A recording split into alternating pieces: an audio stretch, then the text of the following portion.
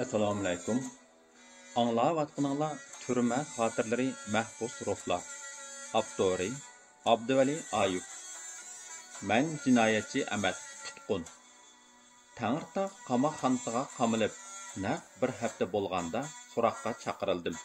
Bu kuni 2013 yili 27 avgust atigan soat 9 edi.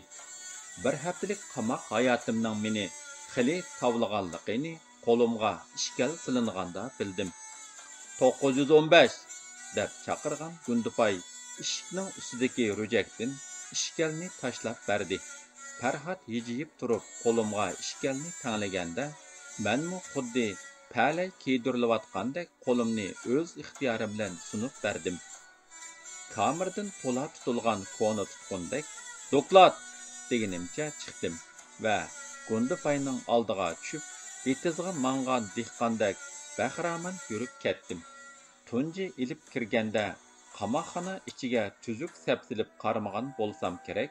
Diqqat qilsam, kamerdan chiqib so'lga burilib 20 metrcha manganda bir ishxona oldiga keladiganmiz.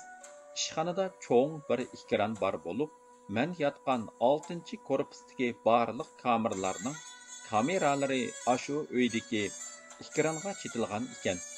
Gundupay meni dal shu ishxona oldida to'xtatib qo'yib, ekranni ko'zitib o'ltirgan soqchi bilan bir narsalarni deyishib turib qoldi. Ochiq eshikdan qarasam, ekrandan kamerada bo'layotgan hamma ishlarni ko'rgili, ovozlarni anglagali bo'ladi ekan.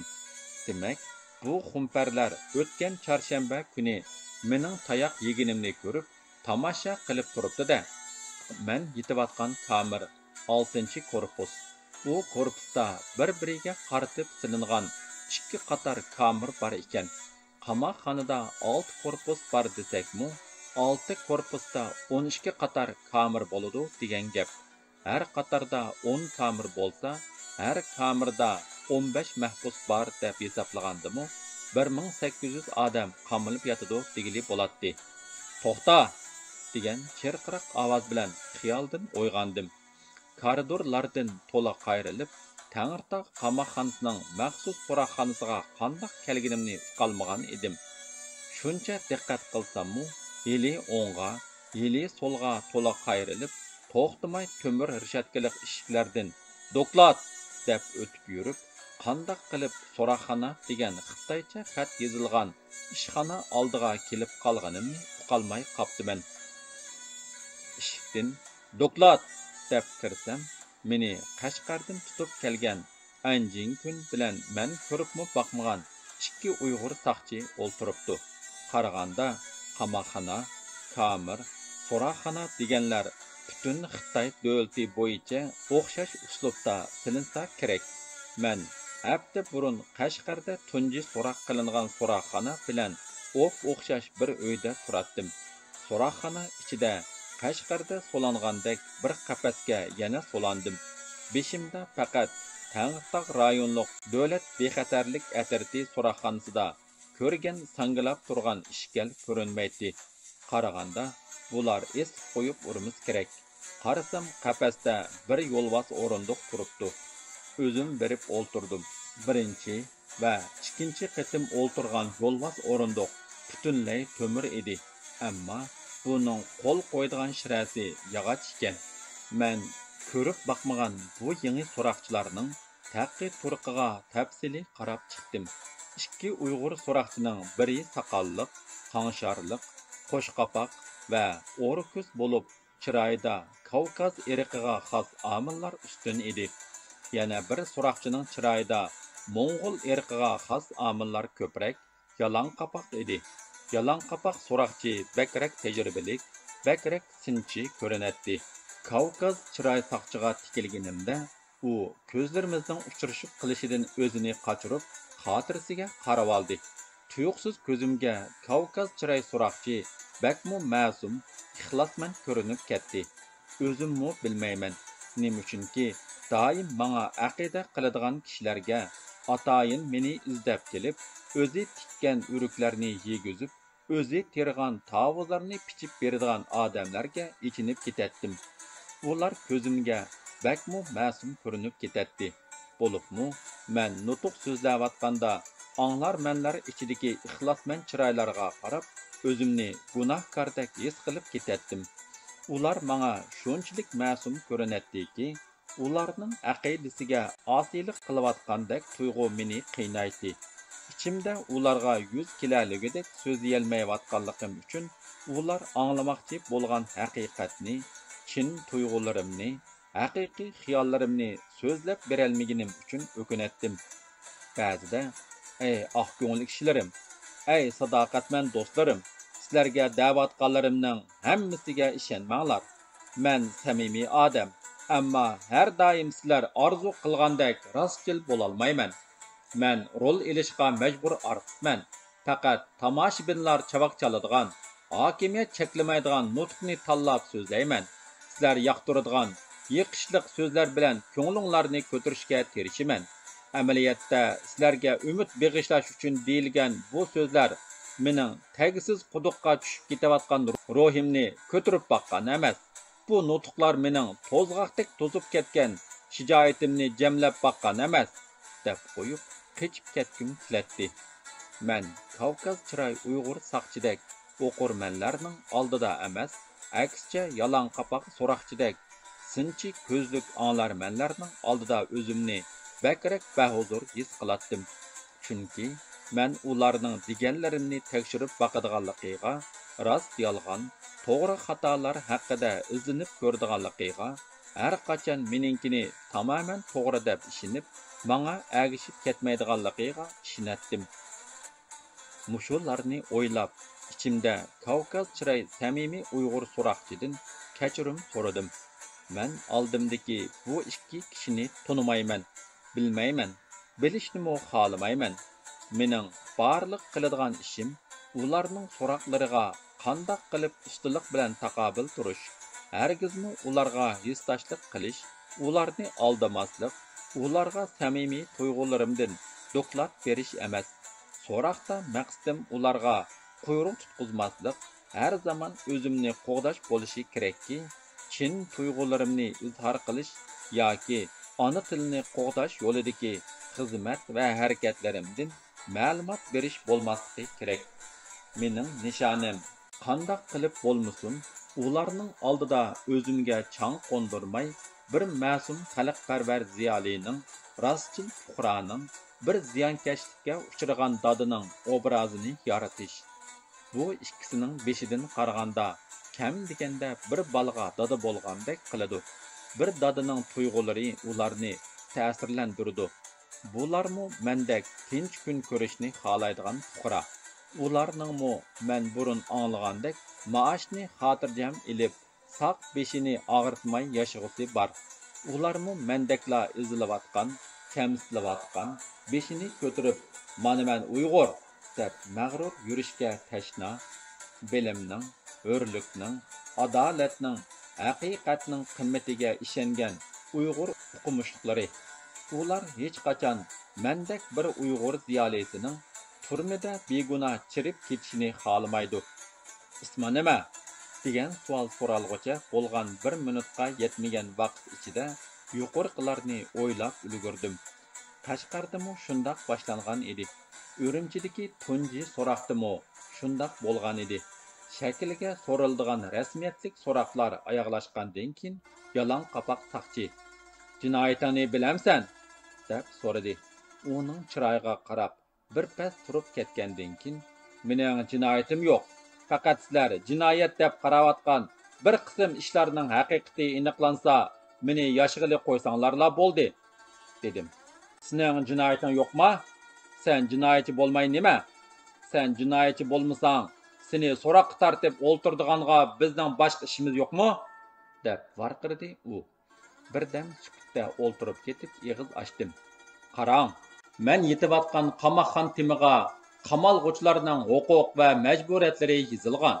Uningda menga ishlatilgan atalg'u qamalg'uvchi, jinoyatchi emas. Qonun bo'yicha men faqat tutqun, jinoyatchi emas. Mening jinoyatchi yoki emasligimni sizlar bekitolmaysizlar. Sizlar agar jinoiy fakt topa olsanglar, shularni taftishga ta'minlaysizlar. Taftish ta'minlaganlaringlarning jinoiy paket yoki emasligini taqiqlaydi. Ondan meni jinoyat gumondori deb qo'lga ilishinglarni tasdiqlaydi. Sizlar meni qo'lga olgandan keyin taftish sizlar jinoyat deb qaragan paketlarni tekshirdi. Hamda taqiqlaganlariga asosan meni ayblash yoki ayblamaslikni qaror qiladi. Ular ayblasa, ularning aybnomasi advokatimning oqlishi va qarab chiqishiga sunuladi. Sud mening jinoyatchi bo'lib kesilishim yoki jinoyati yo'q deb qo'yib berilishimga qaror beradi. Men bu qonuniy tartiblarni bak yaxshi bilaman. Sizlar meni mablag' chiqarishda soxtpazlik qilgan degan gumon bilan tutdinglar. Lekin hech qachon bu haqda so'roq qilmadinglar. Men qon tarim bilan topgan 100 ming so'm pulni shirkat qurishga mablag' soldim. Mablag' chiqarishda hech bir soxtalik yo'q. Shirkat tijorat boshlaganga texi 1 yilmi bo'lmadi, dedim so'roqchilarga qarab, bir-birlab tushundirib. Paq qilgan ovozdan xotirlaguchi bo'lib o'ltirgan hiliqi Kavkaz chiroy Uyg'ur so'roqchi cho'chib ketdi. Shirani shapalaqlagan Anjin kunning chiroyi o'pkada qizirib ketgan bo'lib, g'azabdan o'rnidan turib ketgan edi. Uning bu alfozidan qo'rqibmi ketmadim, chunki u chivin yoki pashi bo'lmasa, men qamalgan qafasga kirolmaydi. Qafasni ichish uchun ochqich kerak edi. Ochqichni tepib ichib kirgan taqdirdimi, mening yuzim, beqinim va qo'rsaqlarimdan boshqa yerlarimga urolmaydi. Har qancha ursimi, badallarim ishib ketguncha kor qiladi. Ondan keyin og'riqmi sezilmaydi. Menga tastak, tasma, cham deganlar yangilik emas edi. Anjin kun sherikim Dilyorning 2001-yili iyunda Şiyanda yuz bergan Uyg'ur o'quvchilar harakatiga rahbarlik qilganligini, shirkatning ijroiya direktori Mehmet Sidiqning 5-iyulga oid maxfiy rasmlarni kompyuterda saqlaganligini, shirkatdagi yana bir mas'ul xodimning burun siyosiy masala bilan tutilganligini, bizni qo'llagan ijtimoiy fanlar akademiyasidagi Duman ismli qozoq ziyolining burun qutratqulik jinoyati bilan ayblangan va 2 yil kesilgan biri ekanligini bir-birlab ezib so'zlab chiqdi. An familiyalikning deginicha bo'lganda, men nomda shirkat qurdim degan bilan amalda bo'lgunchilik xohishi bo'lgan kishilarni to'plab bir bo'lgunchi tashkilot qurib chiqibdimishman. Ondan yasli ichish, yig'in uyushtirish, leksiya so'zlash deganlarni bahona qilib, Uyg'urlar orasida mustaqillik harakati qo'zg'ash uchun tayyorlik qilibdiman. Men Xitoyning davlat xavfsizligiga ta'sir ko'rsatadigan, Xinjiangning muqimligini buzadigan uch xil kuchdanmi xatarlik 4-chi kuchning manbasi ekanman. Bu yumshoq kuch bo'lib, buning xatari bo'lgunchilik, diniy asabiylik va terrorchilikdanmi kuchlik emish. Chunki men yuqorqi kuchlarni tinch qarshilik ko'rsatish uchun birlashtirganmishman. Men Dilyorning 2001-yili iyun oylarida Şiyanda yuz bergan Uyg'ur o'quvchilar namoyishiga qatnashganligini anglagan. Ammo tafsilotidan bexabar edim. Qolganlarning nima qilganligidan xabardor bo'lgan taqdirdami, e'tirof qilmaydim. Ular bilan billa ishlashning jinoyatga yotadigan hech bir yeri yo'q edi. Sheriklarim haqida deyilganlarni anglab bo'lib, men bularni bilmaydi ekanman. Hozir sizdan angladim. Mening shirkatga mablag' solgan kishilarning jinoyat xotirasini ko'rish huquqim yo'q. Qonun bo'yicha aytganda, shirkat qurgan odamning undaq majburiyati yo'q. Agar biror soqchi organi meni bular haqida ogohlantirgan bo'lsa, ularni sherik qilmaydim. Men kiyim-kechak, yemak-ichmak, texnika mulozimati, ma'rif mulozimati bilan shug'ullanadigan bir universal shirkatning qonuniy vakili. Bu tijoratlarning siz gumon qilayotgan bo'lgunchilik, hokimiyatni og'dirish, qutratquliq deganlar bilan nima aloqasi bor? Men bilolmadim, dedim. Demak, ular birinchi qadamni shirkatdagi sheriklarimdan men ochgan yig'in, so'zlagan leksiyalardan olgandek qiladi. Faqat so'roqda dastlabki planim bo'yicha begunoh tutilgan dada Xitoyning muloyim fuqarosi, qulqi yumshoq ziyoli degan obrazimni saqlasamla cho'ng ish yo'qdek qiladi. Chunki mening eng andisha qiladiganim shirkat, shirik, yig'in va yasli emas, balki yozmalarim edi. Men yozgan u adabiy xotirlardagi mazmunni, obrazlarni, tasavvurlarni har xil sharhlashga bo'ladi. Agar ular jinoyat artmoqchi bo'lsa, yozganlarimdan Xitoy jinoiy ishlar qonunining 49-moddasidan 51-moddasigacha bo'lgan jinoyatlarga zo'rlab tushirgili bo'ladigan mazmunlar tepiladi. Bu moddalarda kishilarni millatlar ittifoqligiga, vatanning birligiga, davlat hokimiyatiga qarshi chiqishga kuch ko'rsatish jinoyati, millatlar aro o'chmanlikni quturtish jinoyati degan qurlar bor edi. Tuyuqsiz anjinkun. Sening otishga chiqib o'quvchilarga quturatquliq mazmundagi nutq so'zlaganingni bilamiz. Sen ketib, bir qancha kundan keyin o'tir maktab o'quvchilari maktabga yog'liq ortib, to'p kiyib keldi. Shuarsiz namoyish qildi. Davlatning ma'rif siyosati bilan qarshilashdi. Milliy bo'lginchilikning alomatlarini ifoda qildi. Seni leksiyaga kim taklif qildi? Sen otishga chiqishdan burun va keyin kimlar bilan ko'rishding? Otishlik chog'da o'quvchilarni namoyishga qanday kuch ko'rsatding? O'qituvchilarni davlatning qo'sh til siyosatiga qarshilik qilishga quturtib nimalarni deding? Bir-birlab topshir, deb varqirdi. Bu savolni anglab sal tamtirab qoldim. Men 2013-yili bosh ehtiyozda Atush 2-o'rta maktabda leksiya so'zlagan edim. Ko'zlarimga mingdan ortiq o'quvchi va necha yuz ota-onaning siymosi keldi. Meni leksiyaga taklif qilgan fidokor bog'vanlar ularning bolalarni qandoq tarbiyalash haqidagi armonlari, ona tilini qandoq qo'g'dash haqidagi planlari quloqlarimda yangragandek bo'ldi. Shu kunki leksiyada bir qiz bizni maktabga uyg'urcha kiyinib kirgili qo'ymaydi. Sizcha bu to'g'rimi? deb so'rgan edi.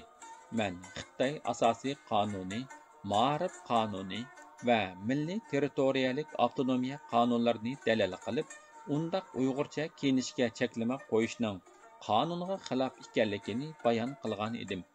Leksiya bo'lib bir qancha kundan keyin Otishda qizlar uyg'urcha yog'liq, o'g'illar do'ppi bilan maktabga kelib, doirlarni sarosimiga silavatgan ekan.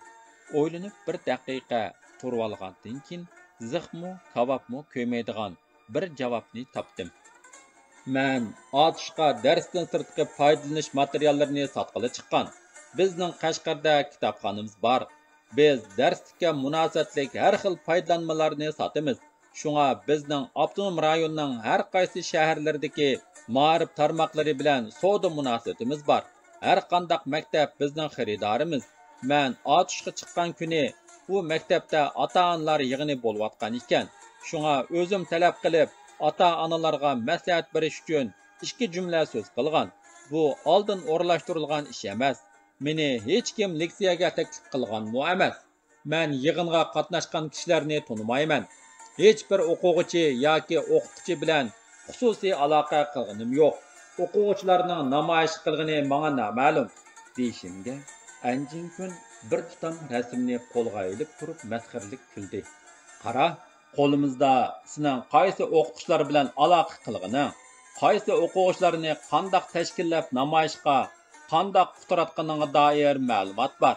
Biz sening Amerikadan qaytib kelib, Qashqarda Jungo ko'chma xabarlashish shirkatining kartini bijirganingdan boshlab barliq telefon uchurlaringni saqlab kelyapmiz. Shunga sening yo'shirishing behojat. Biz faqat sening iqroringni kutyapmiz. Sana yaxshilik qilayli deb eskartib qo'ydik. Bizni so'ratmay jinoyatingni topshirsang kengchilik qilinasan. Muddatsiz kesilib ketsang ayoling haqning bo'ladi. Ming bir jafo tartib olgan karvatingga haq chiqadi. Qizlaring haqni dada deydi. Sen pash qilmay qo'g'dayman davatgan kishilar sana hech ish qilib bermaydi. Kesilib qamoqda sisib ketsangmi, ular sana hech nima qilib berolmaydi, dedi-da, qo'lidagi rasmlarni bir-birlab ko'rsatishga boshladi. Rasmlarning hammasiga sapsilib chiqdim, ammo menga butunlay notanish chiqdi. Bir ikkalanni to'nigandek qildim-yu, ismi esimga kelmadi. Nada ko'rishganligim zinhor esimda yo'q. Men kishilarning chiroyini oson unutib qolardim. Shu kuni bu nuqsonimning foydasini ko'rdim. O'quvchilarni asiyalmaslikim tabiiy edi. Chunki ular sahnadan yiroqda o'ltirg'achqa, orliqimiz yiroq edi. Ta'limga billa paranglashgan, tamoqlangan, hatto mashinada billa qaytgan kishilarni unutib qoptiman. Anjin kunda telefon xotiramning borligi yolg'on edi. Rost bo'lgan bo'lsa, mening Kanadaning Xitoyda turishliq elchixonasidagi siyosiy kotib Mortin bilan telefonlashganimni, avgustning 5-da Qashqarda ko'rishganligimni tunji so'roqdala so'ragan bo'ladi. Meni g'arib bilan til biriktirib, bo'lgunchilik qilmoqchi deb so'roqni boshlaganlarning tunji so'roqda shu ko'rishmini va Mortinni so'rmaganidan ularning qo'lida telefon xotiramning yo'qligini bilgan edim. Anjin kun rasmlarni bir ratlab, bir chechib o'ltirib, menga nasihat qilishga boshladi. Uning aytishicha, mening qahramonlik qilishimning keragi yo'qmish. Kishilarning menga agashgan hayojini uzunga davom qilmaymish. Xitoydek kun sari yuksalayotgan davlatga qarshi chiqish o'zini o'zi o'limga tutib berganga barobar emish. U menga rasmini ko'rsatgan o'quvchilar allaqachon fosh qilganmish. Men ularga biz bu tuproqning egasi, shahzodasi, malikasi, bu do'ppa bizning tojimiz, bu yog'liq bizning bayrog'imizdir. Biz o'lsakmi bu zaminga shohlikdan, bu tuproqning ozodligi uchun bayroqdorlikdan voz kechmaymiz deganmishman. Bu bo'lgunchilikka quturtishga barobarmish. Bu so'zlarim sababli o'quvchilar qo'zg'alganmish. Men faqat bularni deb tashlaganligimni iqror qilsam va bundan keyin demaslikka va'da bersamla bo'larmish. İçimde küldüm. Ular hatto mening otishda so'zlagan leksiyamni tafsili anglab bakmagan edi. Qaramoqqa ular faqat qalpoq kiygizishga bo'ladigan mazmunlarni, qayerlardandir anglab olgan so'zlarni menga yuklashga kuchinayotgandek qiladi. Tunji kunlik so'roq ashundoq chek bosmas to'qilma dalillarni ko'rsatish, mening qudratli jinoyatchi ekanligimni isbotlash uchun yili tayoq va tavsiya, yili tahdid va ta'dillar aralashgan so'roqlashlar bilan kech soat 9ga qadar davom qildi. Tushda ular tamoqqa chiqib ketgandimu, kameraga qaytishdan yo'lvoz o'rindiqda o'ltirishni afzal ko'rdim. So'roqxona kamerdan pokiz, turoqsiz edi. So'roqchilarga javob berish, tahdidlarga taqobil turish, yuz ko'zimga tegayotgan tastaklar menga qamoqda siyosiy mahbuslarning qiynalishini ko'rishdan rohat tuyuldi. 10 necha soat davom qilgan so'roqda ta'ritim kalmasimi necharat hojatga chiqib, bir qancha qatim yuz ko'zimni yuvib oldim. Haqning ko'tini surtib xo'rlanmay, tillanmay, hojat qilishning huzurini topdim.